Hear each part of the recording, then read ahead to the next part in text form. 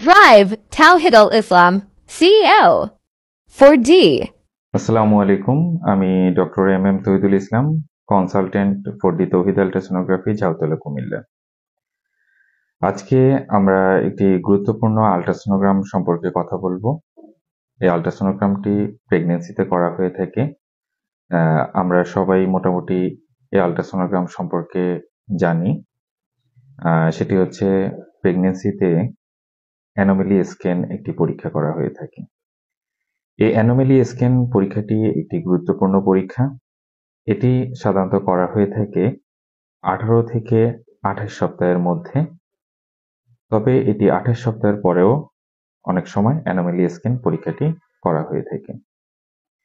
তবে আমরা সাধারণত পরামর্শ দিয়ে থাকি অ্যানোমেলি স্ক্যান পরীক্ষাটি 23 থেকে 24 সপ্তাহের ভিতরে করার জন্য, অথবা 23 থেকে 24 সপ্তাহে আপনি অ্যানোমেলি স্ক্যান পরীক্ষাটি করতে পারবেন। তার আগে সবচেয়ে একটি গুরুত্বপূর্ণ তথ্য সবার জানা প্রয়োজন। অ্যানোমেলি স্ক্যান যে পরীক্ষাটি, এই পরীক্ষাটি সব জায়গাতে হয় না। কিছু কিছু প্রতিষ্ঠানে এই পরীক্ষাটি হয়ে থাকে এবং সবচেয়ে ভালো হয়ে থাকে এই পরীক্ষাটি। অ্যানোমেলি স্ক্যান যদি আপনাকে ভালোভাবে করতে হয়, তাহলে আপনাকে অবশ্যই একটি ভালো প্রতিষ্ঠানে করাতে হবে, ভালো মেশিনের মাধ্যমে করাতে হবে এবং দক্ষ সনোলজিস্ট দ্বারা এই পরীক্ষাটি করাতে হবে। একটি অ্যানোমেলি স্ক্যান পরীক্ষা করতে 40 থেকে 45 মিনিট সময় লেগে যায়। এই পরীক্ষাটি আল্ট্রাসোনোগ্রাম পরীক্ষার মতোই একটি পরীক্ষা। এই পরীক্ষাটি আমরা যখন করে থাকি তখন খুব ভালোভাবে আপনার গর্ভের সন্তানের মাথা থেকে পা পর্যন্ত প্রত্যেকটি অঙ্গ প্রত্যঙ্গ আমরা খুব ভালোভাবে এবং সুন্দরভাবে দেখার চেষ্টা করি। আপনারা অনেকেই জানেন যে জন্মগত ত্রুটি নামে একটা কথা থাকে, যে বাচ্চা জন্মগত ত্রুটি নিয়ে জন্মগ্রহণ করেছে। এখন এই জন্মগত ত্রুটিটি বাচ্চার ভিতরে আছে কিনা সেটি আমরা এই অ্যানোমেলি স্ক্যান পরীক্ষার সময় খুঁজে বের করি।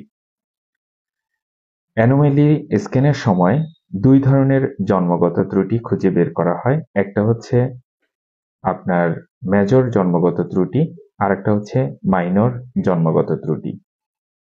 মেজর জন্মগত যে ত্রুটিগুলো রয়েছে, এই ত্রুটিগুলো যদি পাওয়া যায় তাহলে সেক্ষেত্রে বাচ্চাকে আর কন্টিনিউ করা হয় না, কারণ এই বাচ্চাগুলো জন্মের পরে মারা যায় অথবা লাস্ট ট্রাইমেস্টারে গিয়ে বাচ্চাগুলো মারা যায়। এই জন্য এই সকল বাচ্চাকে খুঁজে বের করার জন্যই মূলত অ্যানোমেলি স্ক্যান করা হয়। দ্বিতীয় হচ্ছে মাইনর অ্যানোমেলি স্ক্যান। এই মাইনর অ্যানোমেলি স্ক্যানে আমরা বাচ্চার বাবা মাকে আমরা জানিয়ে দিয়ে থাকি মাইনর অ্যানোমেলি থাকলে। যেমন দেখা গেল একটি বাচ্চার হৃৎপিণ্ডে ছোট ছিদ্র পাওয়া গেল, অথবা বাচ্চার ঠোঁট কাটা, অথবা বাচ্চার হাতের একটা আঙ্গুল নেই, বা কিডনিতে কিছু পরিমাণ পানি জমে আছে। এই সব ক্ষেত্রে বাচ্চার মা বাবাকে যখন আমরা জানিয়ে দিই, তখন বাচ্চা জন্মের পরপরই খুব দ্রুত এটার চিকিৎসা করায়। তাতে করে বাচ্চাও সুস্থ থাকে এবং মা বাবারও তেমন কোনো টেনশন থাকে না।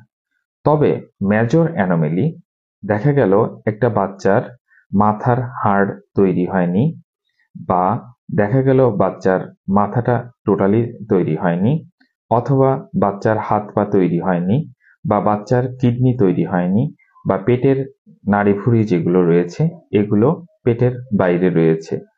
এরকম মেজর বা বাচ্চার যে মেরুদণ্ডের হাড় আছে, এই হাড়ে সমস্যা রয়েছে, এমন যদি মেজর কোনো সমস্যা থেকে থাকে তাহলে ওই বাচ্চাকে আর কন্টিনিউ করা হয় না।